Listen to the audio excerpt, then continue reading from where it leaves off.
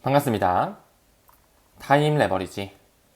시간을 들여 막대한 수익으로 치환한다. 주말이 밝았습니다. 이렇게 또 귀중한 주말 시간에도 제 영상 찾아주시면 대단히 감사드리고요. 오늘은 또 에이플 회원님들과 XRP 레저 개발자 미팅이 있는 날이기도 하죠. 오시는 분들 조심히 오셨으면 좋겠고요. 오늘도 함께 성장해 주심에 대단히 감사드리겠습니다. 천천히 시작해 볼까요? 첫 번째 기사로 아르헨티나가 나오면서 요즘에 비트코인을 채택하려고 하는 움직임이 보여지고 있거든요. 엘살바도르와 논의하고 있다, 이런 기사가 나오고 있네요.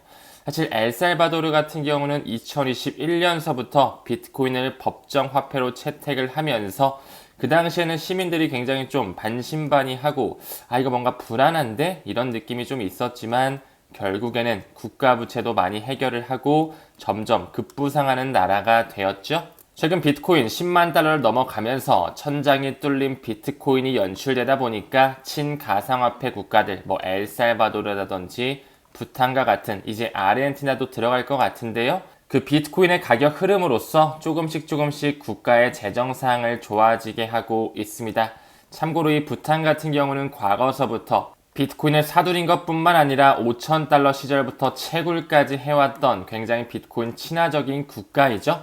최근에 도널드 트럼프 행정부 역시 비트코인을 완전히 받아들이면서 비축적 자산으로 인정하려고 하고 있는데, 그러면 그럴수록 이런 비트코인 친화적 국가들은 앞으로 상황이 좋아질 수밖에 없겠네요. 참고로 이 부탄 같은 경우는 과거에 리플과 파트너십을 체결하면서 RWA 그리고 CBDC에 대한 파일럿 테스트를 하고 있죠.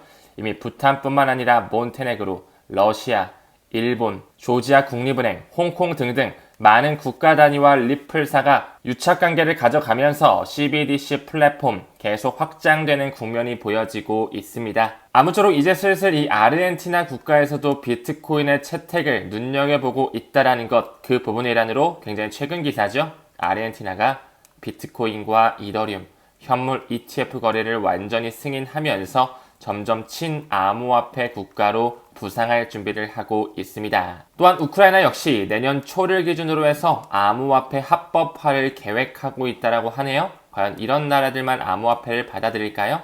이제 머지않은 시점 미국, 중국, 러시아를 필두로 한 그 강대국들이 먼저 선점을 이미 끝내놨기 때문에 이제 점점 이런 하위 단위의 국가들이 따라오는 그림이 그려질 수밖에 없겠죠. 지금 현재 국가 단위로 비트코인 보유국 순위를 봤을 때 아무리 엘살바도르가, 아무리 부탄이 친화적으로 간다 한들 1등은 역시나 미국 21만 개 넘게 가지고 있죠.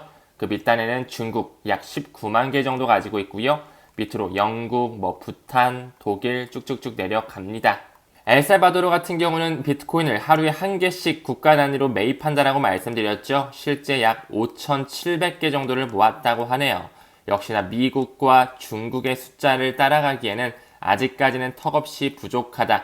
뭔가 이 미국이라는 국가가 달러의 패권을 다시 한번 이어가기 위해서 비트코인을 활용하겠지만 그 결론적인 디지털 다이아몬드는 XRP가 될 것이라 생각을 합니다. 제가 얼마 전에 컨설팅을 좀 하고 왔는데 그 선생님께서 뭔가 비트코인은 많이 올랐고 미국이라는 국가가 이런 비트코인을 필두로 해서 굉장히 크게 급부상하는 코인이 있을 거라고 생각이 들어가지고 서점에 가서 엄청난 암호화폐에 대한 책을 구경했다라고 하더라고요. 그 와중에 리플 빅뱅을 보고 읽어봤더니 바로 이거다라고 생각이 들어서 저한테 1대1 컨설팅까지 신청을 하시더라고요. 그분과 이야기를 약 30분 정도 나눠보니까 그 기득권이라고 하는 연준이라든지 전쟁이 왜 일어났고 왜 팬데믹이 일어났고 이런 기득권들이 만든 이슈에 대한 배경 지식이 정말 뛰어나시더라고요. 저 또한 굉장히 많이 배웠는데요. 다시 한번 이번 컨설팅을 통해서도 XRP가 단순한 암호화폐가 아닌 새로운 금융 시스템이자 제2의 달러 세계 준비 통화가 될 수 있다는 이 확신을 할 수 있었던 것 같습니다. 사실 국가 단위의 비트코인 보유국 순위뿐만 아니라 기업 단위를 보더라도 탑 10에 봤을 때 약 80%가 USA, 미국이라고도 말씀을 드렸죠. 지금 현재 마이크로 스트래티지 같은 경우는 40만 개가 넘어가는 비트코인, 블랙록을 필두로 한 IBT를 통해서 현물 ETF로서 51만 개가 넘어가는 비트코인을 모았다라고 말씀을 드렸습니다. 왜 그들은 이렇게 온라인 금, 디지털 금을 본격적으로 모아가고 있을까요? 우리는 과거 근본이제를 생각하면서 미국이라는 국가가 달러 이후 어떤 암호화폐를 통용하게끔 만들어낼지 수수께끼를 풀어낼 필요가 있습니다. 다음 기사 봤을 때 도널드 트럼프 나오면서 암호화폐 분야에서 이제 대단히 위대한 일을 할 것이라는 포부를 나타내고 있거든요. 그러면서 미국의 상원의원 신시아 루미스도 한마디 붙이고 있네요. 미국은 비트코인의 경쟁에서 승리해야 한다. 그래야지만 다시 통화의 패권을 가져갈 수가 있겠죠. 많은 분들께서 브릭스가 확장되고 있는데 중국이 이기면 어떡하냐는 식으로 질문을 주시기도 하거든요. 그 브릭스의 뿌리를 봤을 때 골드만삭스에서 시작된 것 알고 계신가요? 브릭스가 준비하는 새로운 통화 시스템, 그리고 미국이 준비하는 페드 와이어가 아닌 페드 나우죠. 동일한 기준을 준수하고 있다라는 거. 그 안에는 단 하나의 블록체인이 들어가 있죠. XRP가 브릿지 커런시로 사용이 되면서 더더욱 빠른 소각이 일어나게 될 것입니다.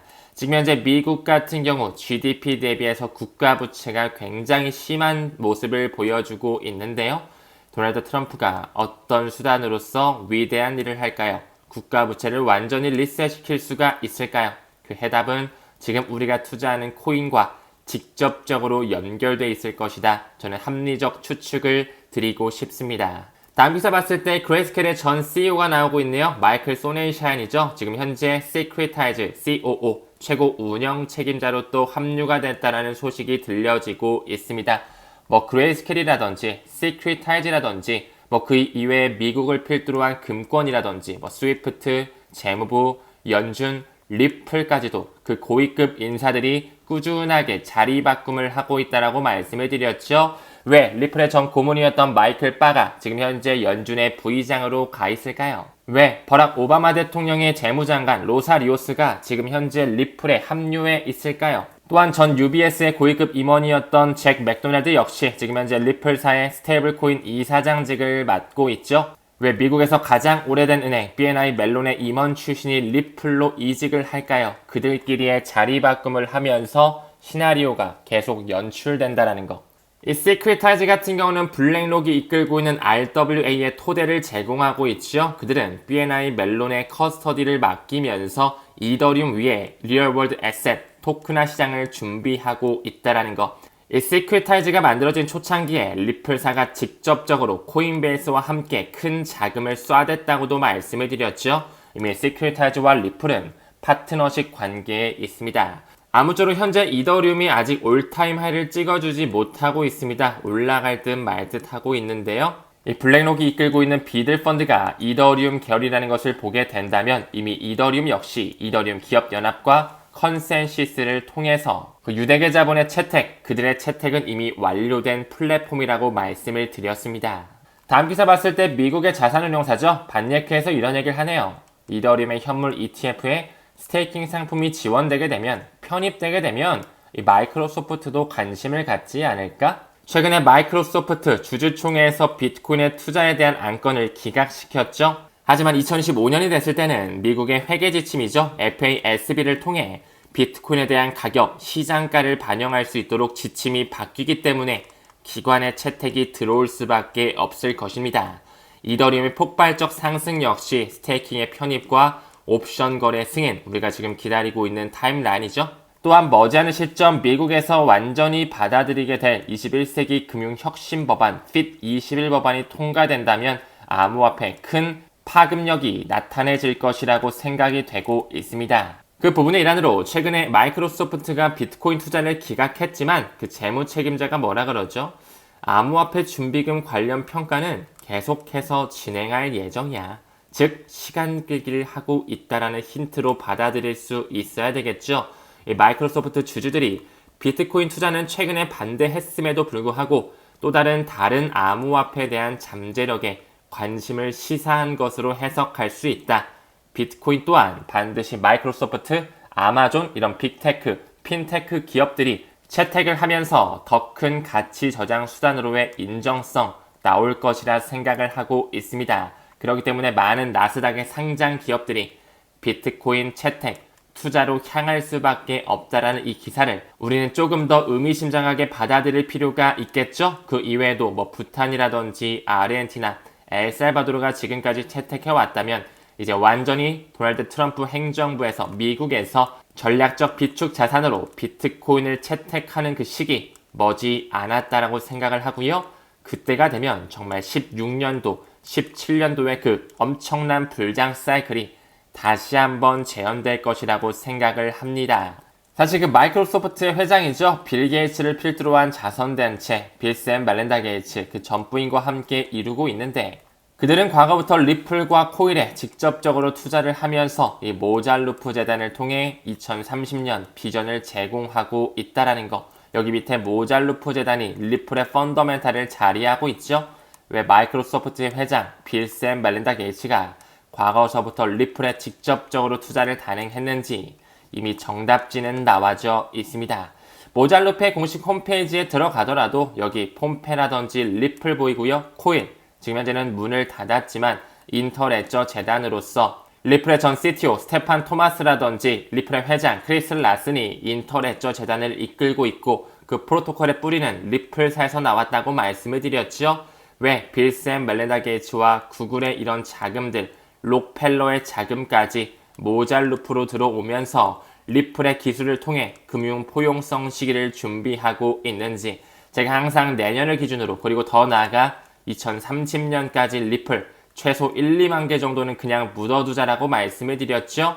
그들의 비전과 함께 우리는 조금 더 시계열을 길게 같이 투자할 필요가 있다라는 것입니다. 사실 미국에 거주하는 유대인들의 숫자가 인구의 2% 정도밖에 안 되거든요. 이 빌 게이츠 역시 유대인이고요. 지금 현재 마이크로소프트의 이사를 맡고 있는 스티브 발머 역시 유대인 출신이란 것 알고 계신가요? 도널드 트럼프 대통령 역시 그 할아버지의 혈통을 봤을 때 유대인일 확률이 굉장히 높은 걸로 보여지고 있고요. 지금 현 재무부 장관 제닛 옐런 역시 유대인으로 잘 알려진 인물이기도 합니다. 페이스북 메타의 창시자 마크 저커버그뿐만 아니라 구글의 창시자 레리 페이지, 더 나아가서 전 미국의 국무장관 헨리 키신저 모두 다 유대인 출신이라는 것 알고 계셨나요? 그 미국 인구의 2%도 안 되는 유대인의 그 숫자가 미국의 경제를 휘어잡고 있다라는 사실, 그들은 과거서부터 탈무드라고 하는 엄청난 교육 과정을 밟아왔기 때문에 세상을 보는 눈이 있기 때문에 기득권 대열에 합류하면서 세상을 바꿔나가는 과정에 있다라는 거, 여기에 리플 또한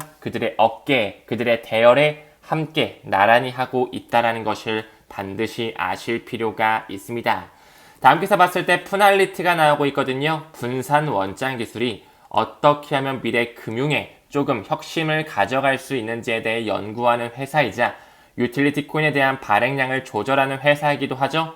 지금 세계 유수기관, 금융기관 20곳이 전폭적으로 이 푸날리티에 투자하고 있다. 우리가 너무나 잘 알고 있는 금권 세력들이 모두 다 나와 있으며 리플의 초기 투자자 그리고 R3와 연결되는 그런 기관들, 이더리움 기업 연합과 하이퍼레저와 뿌리를 동일시하는 금권 세력들이 모두 다 들어가 있습니다. 왜 이런 세력들이 계속적으로 푸날리티에 돈을 쏴대면서 새로운 금융 생태계를 준비하고 있을까요? 일본의 세력 모두 다 푸날리티와 굉장히 친화적으로 갈 뿐만 아니라 리플과 합작회사까지 가지고 있고 R3와도 연결되어 있다는 걸 강조드렸죠. 방금 언급드린 것처럼 이 푸날리티 같은 경우는 원활한 도매 결제를 위해서 점점 은행과 기업의 지불 수단에 대한 미래를 재정의하고 있다는 거. 이 푸날리티가 파트너십을 갖고 있는 한 기관이 있죠. 이 F&A 시뮬레이션 고도화 회사라고 봐주시면 되고요. 이미 국제결제은행 BIS와 손 잡으면서 마켓 시장 인프라를 완전히 판을 짜고 있는 그런 대체가 불가능한 기관이라고 봐주시면 됩니다. 그 F&A와 푸날리티가 지금 파트너십을 가지고 있고요. 그들끼리 과거서부터 세계 유수 중앙은행뿐만 아니라 금융기관뿐만 아니라 국가안보기관의 신뢰를 받으며 함께 미래를 설계하고 있다는 거.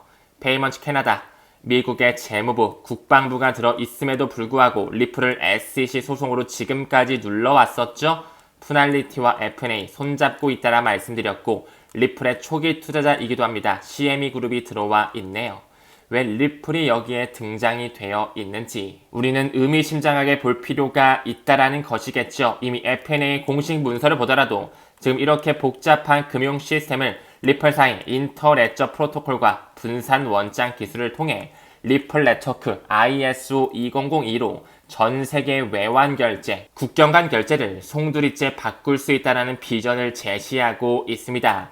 XRP를 실제로 활용해야지만 여기 나오는 노스로, 보스로 이 유동성 문제를 해결할 수 있다는 거. 이미 이것은 맥킨지 & 컴퍼니, 세계 최대 컨설팅 업체에서도 정답지를 알려주고 있었죠. 이제 슬슬 미국의 페드 와이어 서비스도 페드 나우 이제 완전히 받아들이는 시기 내년 3월 10일이라고 말씀을 드렸습니다. 여기 지금 타임라인이 명시가 되어 있죠. ISO 2002를 채택한다는 것 이꼬르 리플 네트워크를 받아들이겠다는 스탠스로 이해를 해주시면 됩니다. 왜 그 BIS 국경 간 결제 상호 운영성 태스크포스에 여기도 푸날리티가 그대로 들어와 있죠. 그들이 모두 다 연결이 되면서 단 하나의 블록체인을 탑재할 준비가 되어 있다. 지금 현재 비트코인은 가격도 많이 올랐어요. 그쵸? 하지만 무시할 수 없는 자산의 해치 수단, 새로운 자산 클래스가 생겨났다. 블랙록에서도 인정하고 있죠. 하지만 아직까지 XRP에 대한 진가는 나타나지지 않았습니다. 여러분들께서 꾸준히 공부하시고 내공을 쌓아가시면서 타임 레버리지를 해주시게 된다면 정말 부자의 반열로 오를 것을 믿어 의심치 않습니다. 다음 기사 봤을 때 RWA 토크나 프로토콜이 엘리시아에서 이제 XRP 레저 기반의 미국 국채 상품을 출시하고 있네요. 이제 슬슬 느껴지시나요? XRP 레저가 이제 수면 위로 떠올라지면서 기관의 채택을 받고 있습니다. 첫 번째 싱가포르를 필두로 한 오픈 에덴에서도 리플 레저 기반 미국 젠보 토크나 국채를 발행한 이력이 있었죠. 1000만 달러가 넘어가는 수치라고 말씀을 드렸고요. 한 번 더 나가서 이 가상자산 사모펀드 오럼 에쿼티 역시 어디 위에 올리죠? XRP 레저 네트워크 위에 10억 달러 규모의 펀드를 출시하고 있다. 그리고 영국의 금융행위감독청의 승인을 받은 증권거래소 이 아착스 역시 수억 달러 규모의 토큰화된 실물 자산 RWA를 XRP 레저에서 제공할 준비를 하고 있다. 점점 리플에 대한 폭발의 시기는 다가와지고 있고요. 아직까지 호재가 많이 남아있다라고 말씀을 드렸죠. 한국인의 10%가 리플을 가지고 있다란 이런 수치. 저는 개인적으로 똑똑한 한국인들이 정말 많으시기 때문에 리플에 대해서 관심을 갖고 이렇게 공부하며 투자하지 않을까. 컨설팅을 하면서도 정말 많은 것을 느끼고 있습니다. 아직 저 또한 배울 점이 너무나 많고요. 함께 잘 성장했으면 좋겠습니다. 오늘 영상은 여기서 마무리하고요. 주말 모두 잘 보내시길 바라겠습니다. 우리는 모든 면에서 점점 더 좋아지고 있습니다. 감사합니다. 성투합시다.